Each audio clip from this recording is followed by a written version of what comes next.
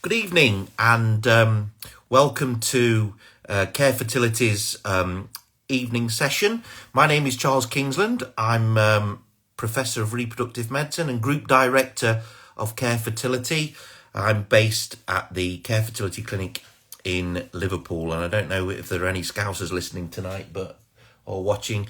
It's been a pretty miserable day on Merseyside. I hope it's going to be better tomorrow. But anyway, we are focusing tonight on polycystic ovarian syndrome, and we're going to take questions. We've already had a lot of questions. If there's anybody wanting to post any further questions, you can do.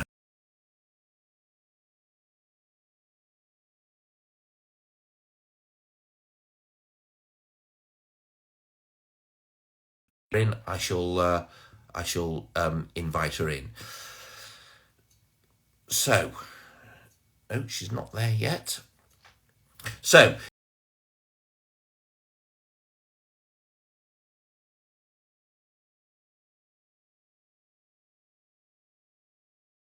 let's just start by talking a little bit about polycystic ovarian syndrome.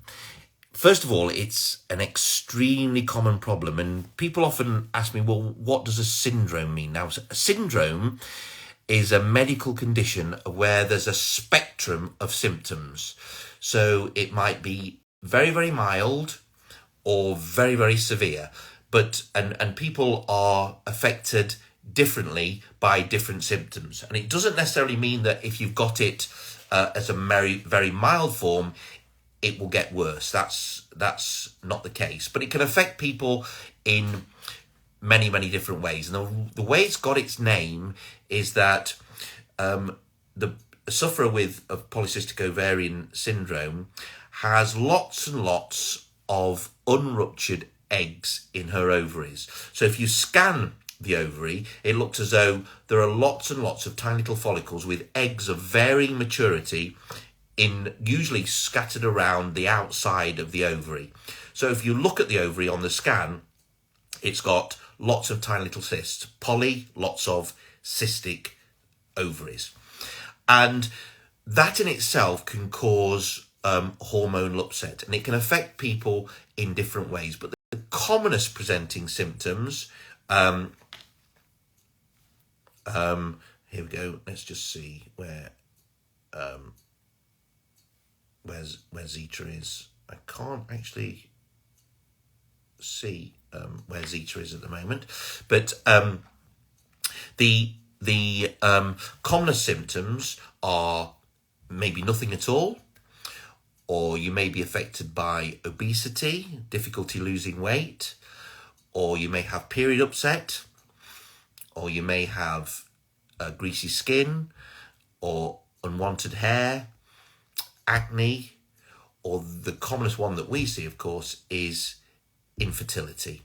And it's usually due to an inability to release eggs, and the eggs that you release are of varying quality. You may have all of them, or you may have one or two. So let's just answer a few questions now, because the questions that have come through may help to describe the syndrome a bit more and may lead us down other little paths. But so the first question I've got is, do I have polycystic ovarian syndrome? I'm struggling to conceive, and how do you make the diagnosis? Well, to make the diagnosis, you need to have the symptoms, or and if you're struggling to conceive, it's probably due to the fact that you're not releasing eggs. And how do you diagnose it? Normally, you can diagnose it by checking your hormones, and having the hormones you check are follicle stimulating hormone and luteinizing hormone, and they can often be in a reverse relationship. They should be in a relationship of 1-to-1, but the luteinizing hormone may be higher than the follicle stimulating hormone. Similarly, you might have a slightly raised testosterone level, But usually the best way to diagnose it is to look at the an ultrasound scan, that ring of polycystic ovaries, the little follicles that are around the outside of the ovary. Now, so that's how you diagnose it. If you're having difficulty in conceiving and you've got polycystic ovarian syndrome, one of the most effective ways to improve your chances of conceiving is to try and get your body mass index, that's your weight, divided by your height in meters squared, into the most fertile bracket, which is between 20 and 25. One of the issues with polycystic ovaries, though, is that it can be very, very difficult to lose weight. The reason being is that often one of the causes of polycystic ovarian syndrome is that you have a disorder of insulin. Now, insulin is the hormone that metabolizes carbohydrate. So when you're a diabetic, you have low levels of insulin, so you can't metabolize carbohydrate very effectively. Often in polycystic ovarian syndrome, you have a very high insulin, so you metabolize carbohydrate super effectively, but to such an extent that you metabolize it so quickly that you don't get energy out of the carbohydrate, but you convert it into glycogen, which is a storage substance middle or round your shoulder. So often girls with polycystic ovarian syndrome complain of having excess weight, usually around their middle. So often the carbohydrate that you're eating, you may appear that big, but your body sees it as that big. And so often you, because of the defective excess weight and weight where you don't want it to go, it's very easy for me to say you've got to why don't you lose weight? But losing weight, particularly if you have polycystic ovaries, is extremely difficult. Yeah. Sorry to interrupt. Hello, everybody on the Instagram Live. Zita's having trouble connecting to you. Would you be able to add her in at all? Yeah. How do I do that? I thought she was going to send me a request. Yeah. So on your live, it should say at the top Care Fertility and an arrow pointing downwards. Yep. If you select that, it should come up and be able to scroll through your participants. I did. I said and add Zita West Clinic in. Zita West Clinic. Let me have a look. Okay, I can't see Zita West Clinic. I haven't got it. I've got Zita, but not Zita West. I've got Zita West, but not Zita West Clinic. Okay. Do you want to send? Are we on Zita West Clinic or Zita West? yeah, that's fine. Anything Yeah. you can press on, just have to press. Yeah. Okay. Send it to Zita West, Charles. Thank you. Okay. Oh, how's that? No, nothing happening.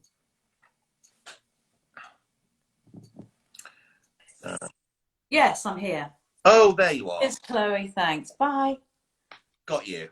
Charles, I God, was that was pressing frustrating. I've been sending request after request, and you're not reading what's going up there. I was pressing. But you got Zita West and not Zita West Clinic. But you're here now. That's really good. Yeah, I'm here. So welcome everybody. Here's Zita. I wasn't deliberately ignoring you. I was just trying to find you.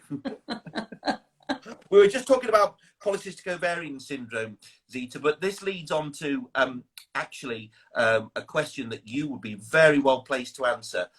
It's how soon before a cycle should I be taking supplements, and how should I prepare my body, particularly if I have polycystic ovaries?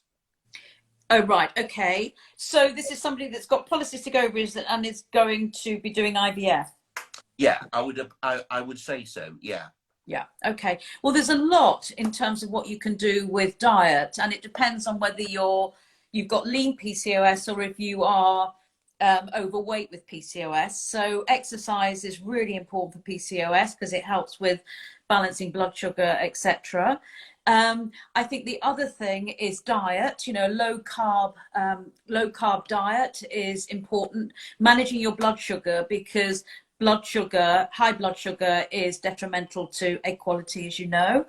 I think also looking at supplements, and there's some amazing supplements around now for PCOS. So many women with PCOS are short of vitamin D, as a lot of women are when they're going through fertility issues. So vitamin D, and also myo-inositol is a really, really good supplement to take, not just for PCOS. It can be taken for women with irregular cycles.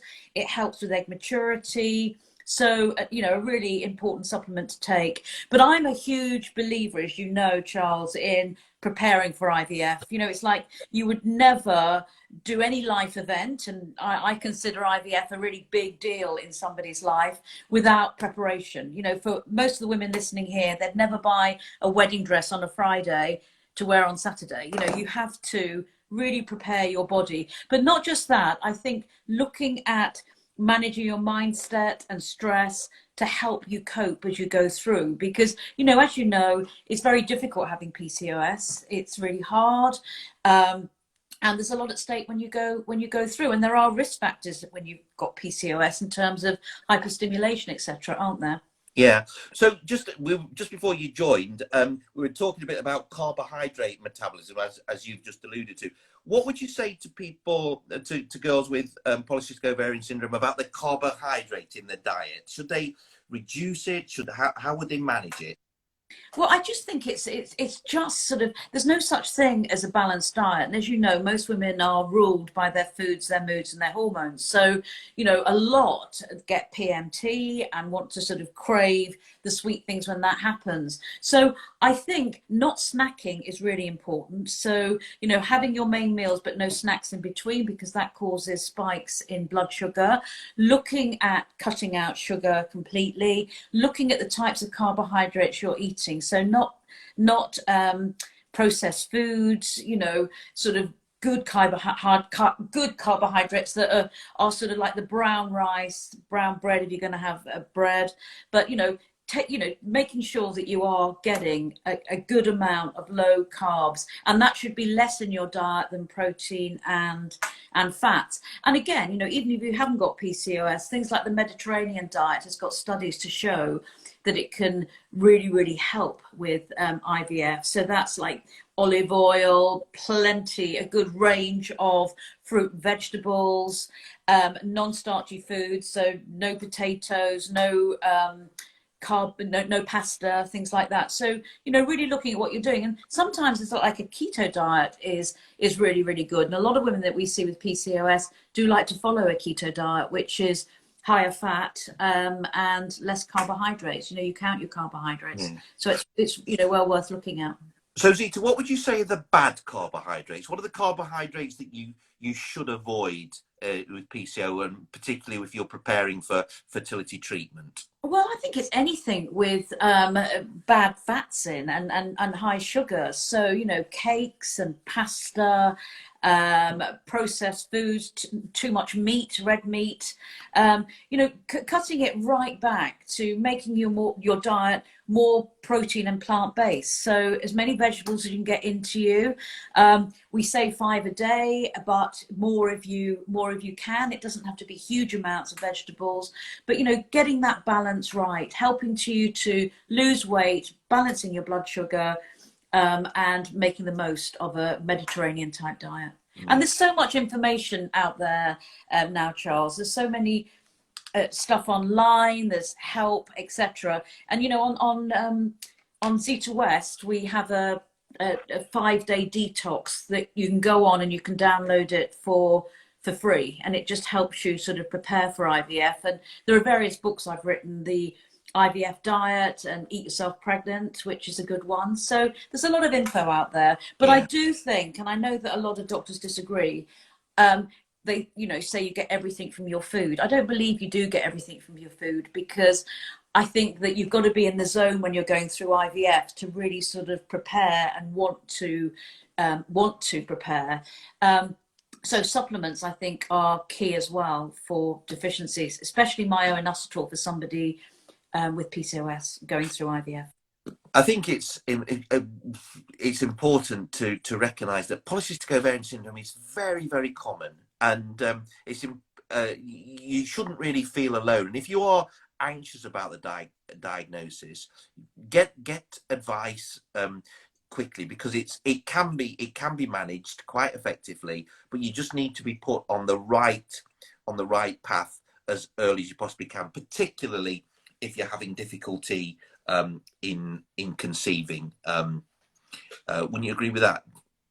Yeah, I would. I've got some questions here as well that we can go through.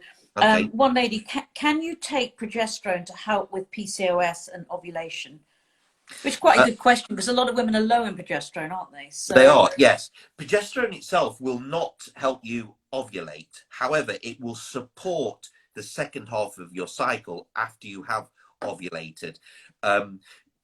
Often girls who are anovulatory who are not ovulating with polycystic ovarian syndrome can, if they manage their weight effectively, they can spontaneously start to ovulate themselves. However, there are some very effective ovulation induction agents, Clomid, letrozole being a couple, that are effective at getting you to ovulate regularly and predictably. And sometimes, this is dependent on the advice you're given, it may be helpful to support the second half of your cycle after you've ovulated with progesterone. Not for everybody, but for some people, particularly if you've suffered miscarriages in the past. Seek advice from your doctor or your local clinic about supplementing your diet after you've ovulated with progesterone. What would you say, Zita? Yeah, I know, I agree. And this leads on to another question that's come on here. I'm 35, recently diagnosed with PCOS, following 8 years of unexplained infertility. I was prescribed Clomid for 6 months. How do I know when I am ovulating while on this?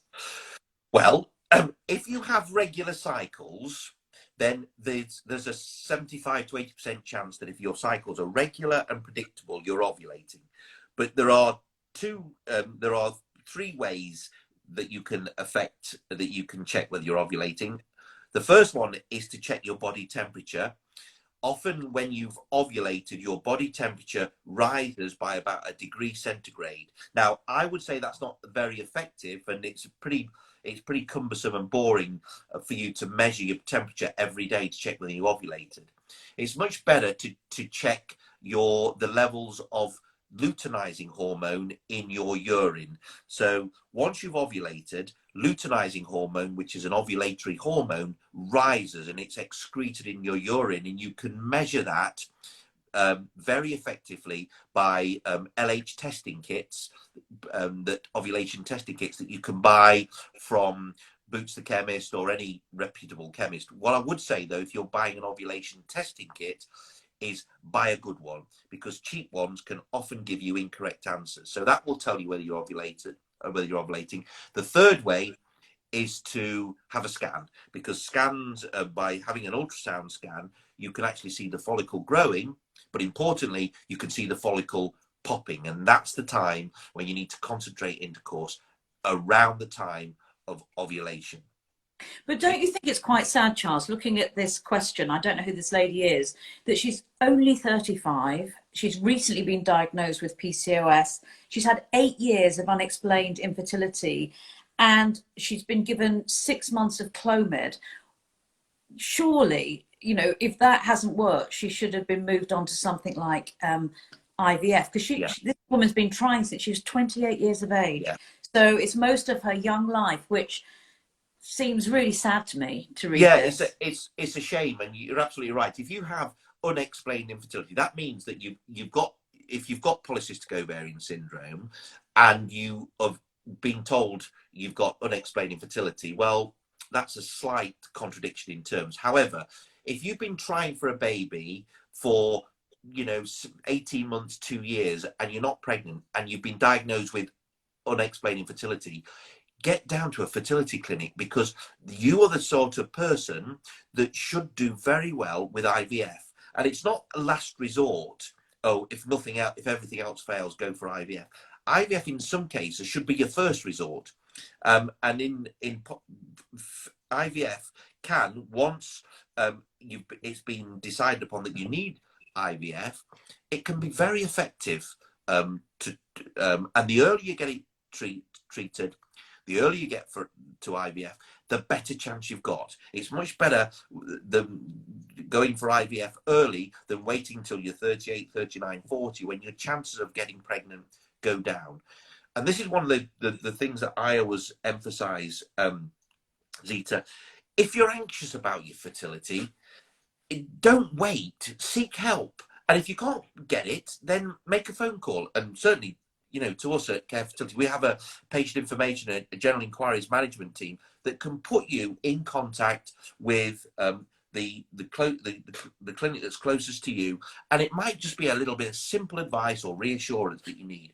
But it also might mean, it might alert the doctor or whoever's advising you to get treatment early, because the earlier you get it, the better chance you've got. Yeah.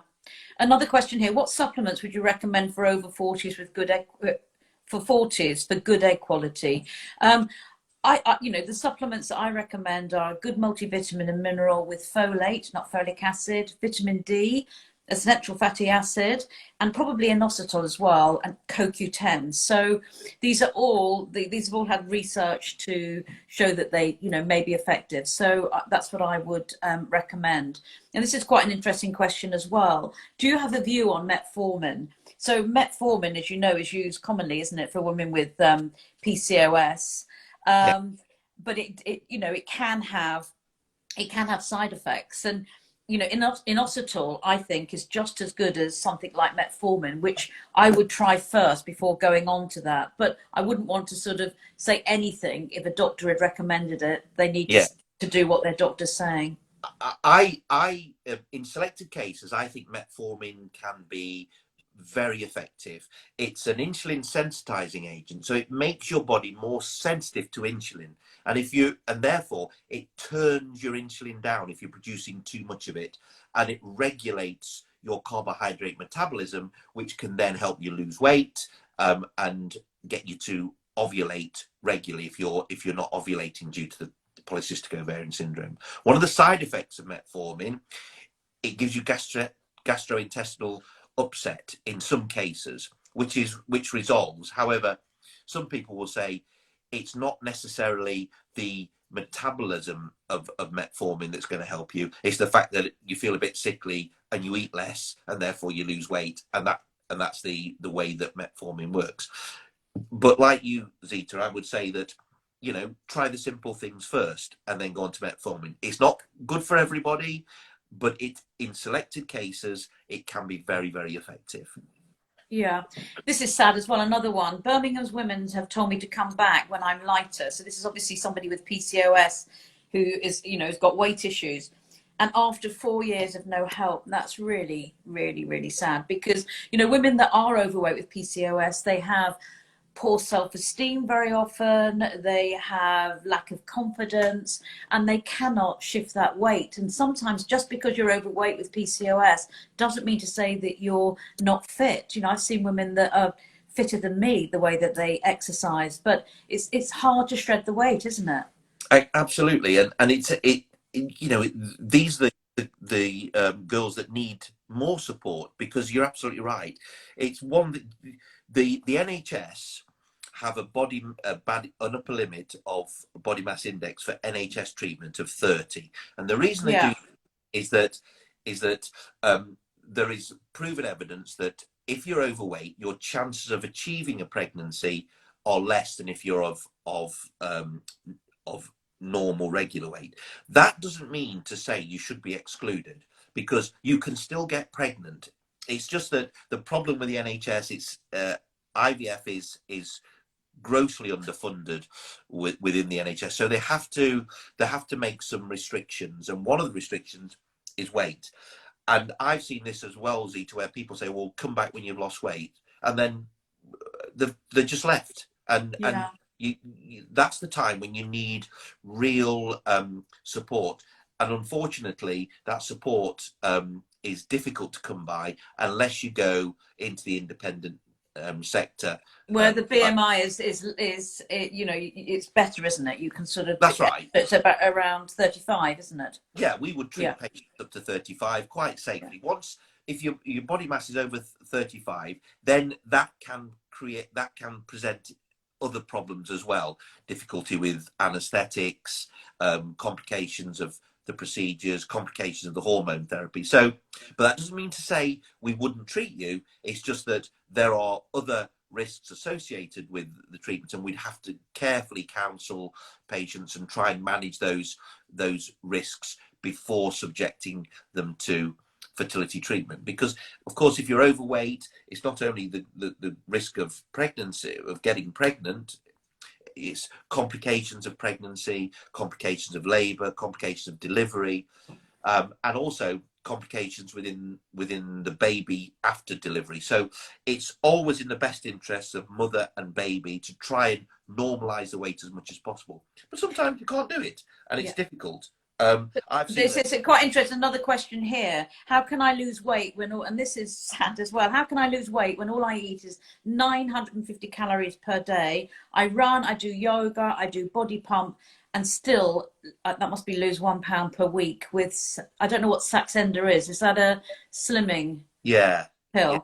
But you know, I do think, Charles, I think as clinics, we need to be far more proactive in helping women to lose weight. And again, what the frustration for women that are overweight with PCOS, they've done all their research. You know, many of them are on this TTC community. They know all about it. And I think where we're behind is, you know, we just focus on BMI when there's so many other things now that needs to be looked at when it comes to being overweight. You know? Well, yeah, I saw a patient a couple of weeks ago whose body mass index was 38, and she's tried absolutely everything to lose weight. She doesn't look overweight. She said, look, I exercise, I do everything, and she's absolutely muscle full of, you know, she's stocky but well built. So what do? You don't say, you know, just go away and lose more, you know, chop your leg off or something. You have to weigh up the benefits and the risks of the treatment, and provide the patient is informed about the risks and the benefits, then, you know, treat them. But you have to, weight is a significant problem. Yeah, but there is a lot of help on there on here, and there's some very good IGTVs. Fat Positivity does one which is brilliant. She's really good. So you know, there are support for women out there. Another question here, because I know that we're running out of time. I have a high thyroid hormone and PCOS. How does the thyroid affect PCOS? That's a very interesting question, isn't it? Well, they're independent risk factors for fertility, and we know that if you've got a disordered pituitary that can be affecting your PCO, that can also affect your thyroid. But it's absolutely vital that before you embark on any fertility treatment, that you get your thyroid gland normalized, because we know that abnormalities with thyroid metabolism, if you're overactive thyroid or underactive thyroid, that can cause fertility problems, fertility related problems, miscarriage, and also complications in the developing baby. So if you do have PCO and thyroid issues, it's absolutely essential that you seek advice to get your thyroid function normalized, which we can do relatively easily before you embark on treatment, and prevent and minimize the risks associated with the treatment, and optimize your chances of getting pregnant. Okay. Another one here. I was diagnosed with PCOS 10 years ago. I've been trying for 15 years. Wouldn't be referred until I got my BMI down, which has taken that long. Well, that's tragic, isn't it? Yeah. 15 years. That's most of this lady's young life. I know. I know. You know, it's what I would want to say is just come and see us, and let's chat it through and see how we can help you, because 15 years, that's an eternity, and it's sad. You should be getting some advice, some expert advice to support you. One here. Another one here, which is nice. Unexplained infertility. Was trying for 2 years with no results naturally. I'm currently 22 weeks pregnant, thanks to Care Northampton. That's lovely. Oh, great at Northampton, aren't they? What about, here's one, Zita. Can you be underweight for IVF, for fertility? Oh yeah, absolutely, absolutely you can. And I've had some women that have been really underweight. I never thought they'd even get pregnant, but they did.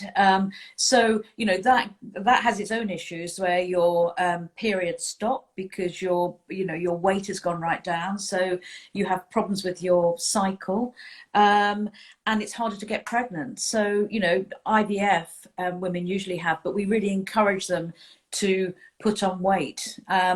And it's hard because some women will sit there and tell you, and I'm sure you've seen the same, this is my shape, this is how I've always been, my mother's like this, my sisters are like this. We find it really hard to put on weight. So we do a lot to help women gain weight as well.